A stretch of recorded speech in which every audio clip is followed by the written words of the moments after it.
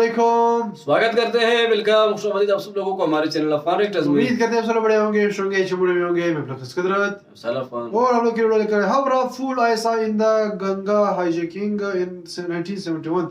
अच्छा, अगर आपको पता, हम लोगों ने काफी वीडियोस बनाई। आईएसआई हमेशा टॉप पे आ रहा होता है, लेकिन यहाँ पे अब कुछ न्यूज सी देखने को मिल रहा है। रानी किस तरह जो है आईएसआई को चकमा दिया है। 1971 की वार की कुछ सीन हुआ होगा शायद, क्योंकि वो वार चल रहा था। गंगा हाईजैकिंग, ये गंगा हाईजैकिंग तो उसके बारे में तो बात नहीं हुई है। जो जहाज जो कंधार का नहीं, वो तो बाद में हुआ। गंगा हाईजैकिंग फिर क्या है?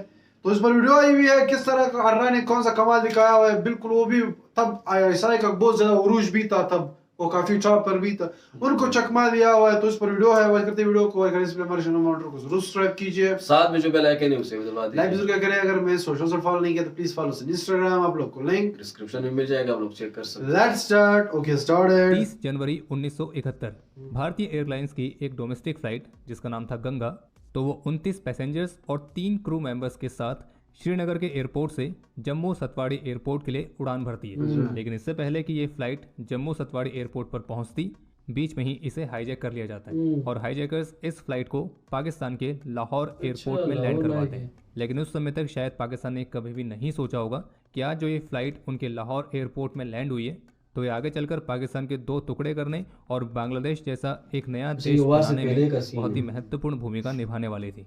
और ये भारत की इंटेलिजेंस एजेंसीज का एक ऐसा ऑपरेशन था जिसमें अंत तक पाकिस्तान के सभी एजेंसीज को यही लग रहा था कि सभी चीज़ें उन्हीं के पक्ष में हो रही हैं। बाकी गंगा हाईजैकिंग वाला पूरा मामला क्या है तो उसे हम जानेंगे डिटेल में, तो बने रहिए वीडियो के अंत तक।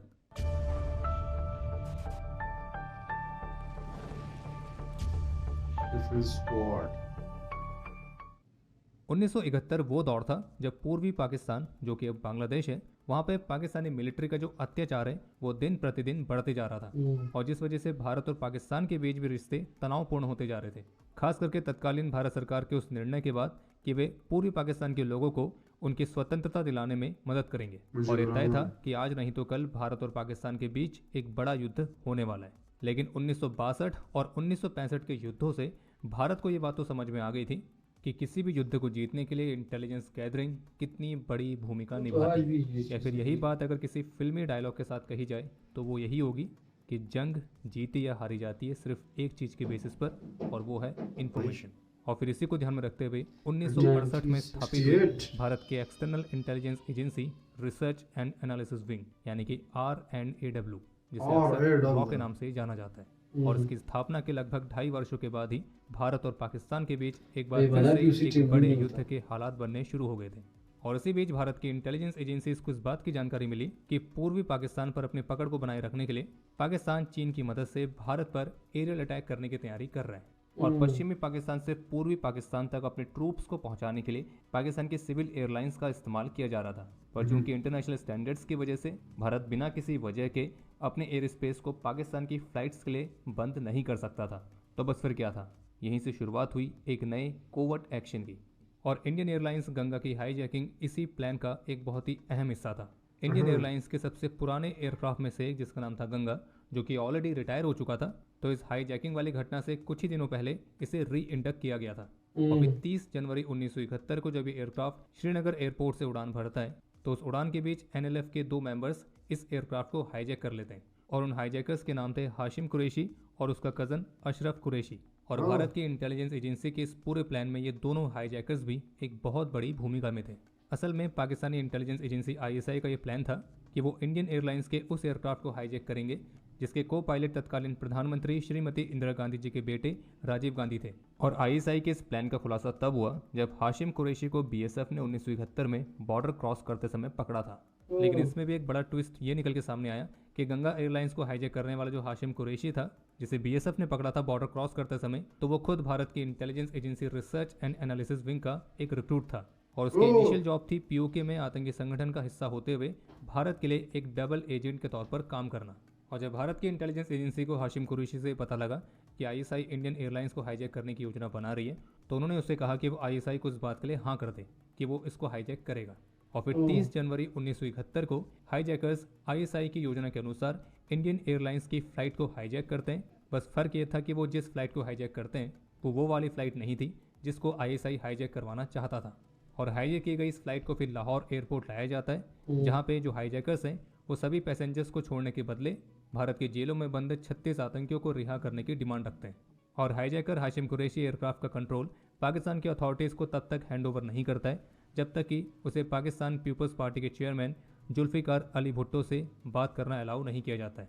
इस डिमांड के बाद जुल्फ़िकार अली भुट्टो एयरपोर्ट पर हाशिम कुरैशी से मिलने के लिए खुद आते हैं। और वहीं जो हाईजैकर्स ने भारत की जेलों में बंद आतंकियों को रिहा करने की डिमांड रखी थी, तो उस डिमांड को भारत सरकार स्वीकार नहीं करती है।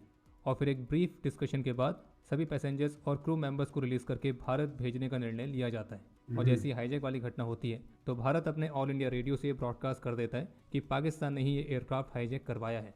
जो हाईजैक किया गया एयरक्राफ्ट था वो लगभग 80 घंटे तक उनके पास था और फिर जिसके बाद उस एयरक्राफ्ट को जला दिया गया था। लेकिन इन 80 घंटों के दौरान पाकिस्तान की एजेंसी या पाकिस्तान की प्रशासन की ओर से इन हाईजैकर्स को पकड़ने का एक बार भी प्रयास नहीं किया गया। जबकि इसके विपरीत जैसे एयरक्राफ्ट को आग लगाने के बाद ये दोनों हाईजैकर्स एयरपोर्ट के बाहर निकले तो उन्हें बधाई देने के लिए एक बड़ी भीड़ लाहौर की सड़कों पर थी और हर जगह उनके स्वागत के लिए बैनर लगाए गए थे और जगह जगह फूलों और नारों के साथ इन हाईजैकर्स का स्वागत किया गया था। और तो और पाकिस्तान की पीपल्स पार्टी के कुछ बड़े लीडर्स भी विशेष व्हीकल्स में सवार थे जो इन हाईजैकर्स को प्रोत्साहित कर रहे थे और माहौल कुछ ऐसा था जैसे पूरा लाहौर उस दिन बाहर आ गया हो। और जो कि हाशिम कुरैशी इस एयरक्राफ्ट को जलाते समय खुद घायल भी हो गया था तो उसे लाहौर ले जाया गया और जहां कुछ दिनों तक उसका इलाज चलता रहा। और पाकिस्तान में लगभग हर एक वर्ग के लोग उसे देखने के लिए हॉस्पिटल में आते रहे और एयरक्राफ्ट को हाईजैक करने के लिए उसे शाबाशी भी देते रहे।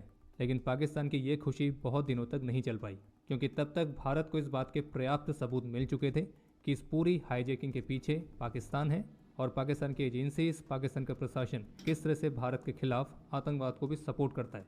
और फिर पाकिस्तान की इसी हरकत के चलते भारत के पास एक ठोस वजह थी अपनी जवाबी कार्रवाई करने के लिए और इसी कार्रवाई के तहत भारत ने अपना एयर स्पेस पाकिस्तान के एयरक्राफ्ट के लिए बंद कर दिया।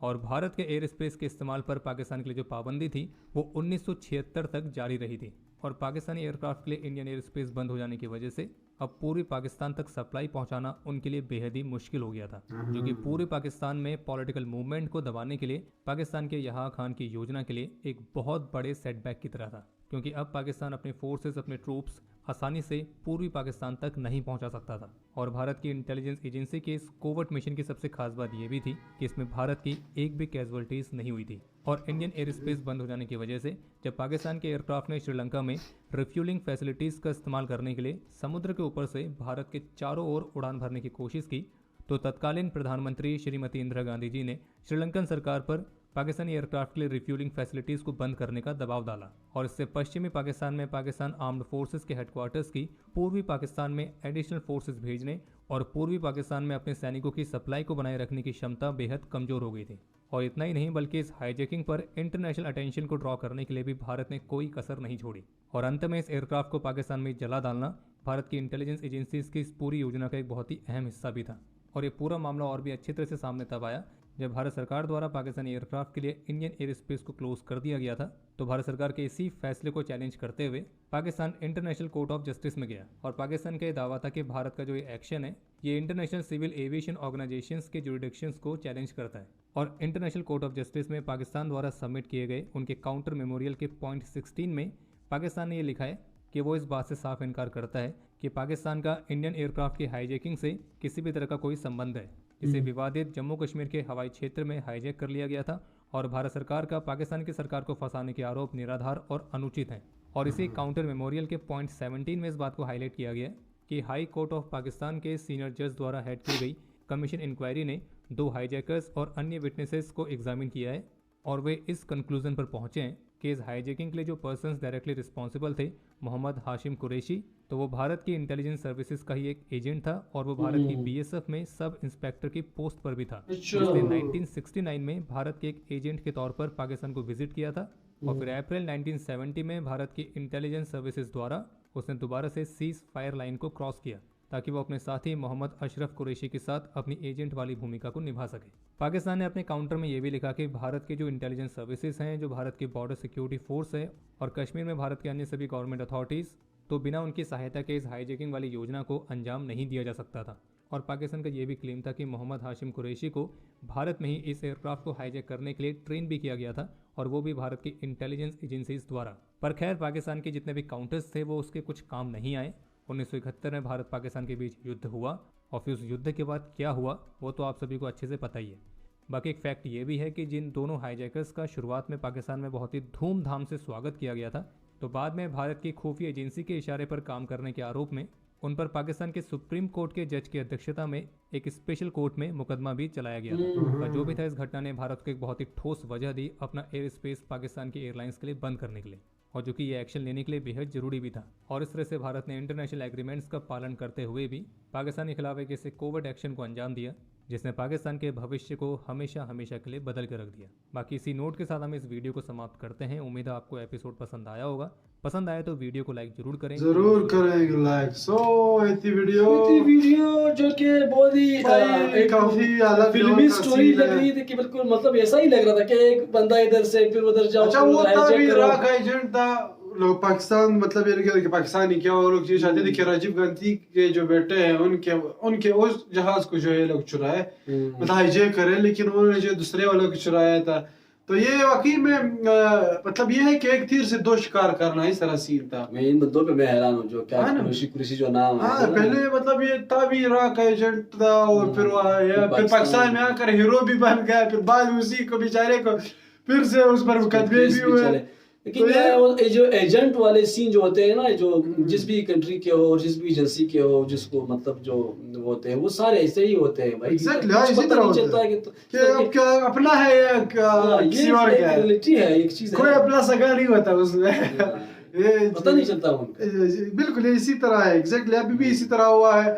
और फिर इंडिया को भी तो मौका मिल गया कि वो इसका जवाब दे। उन्होंने एयर स्पेस बंद किए, फिर फाइट भी हुई।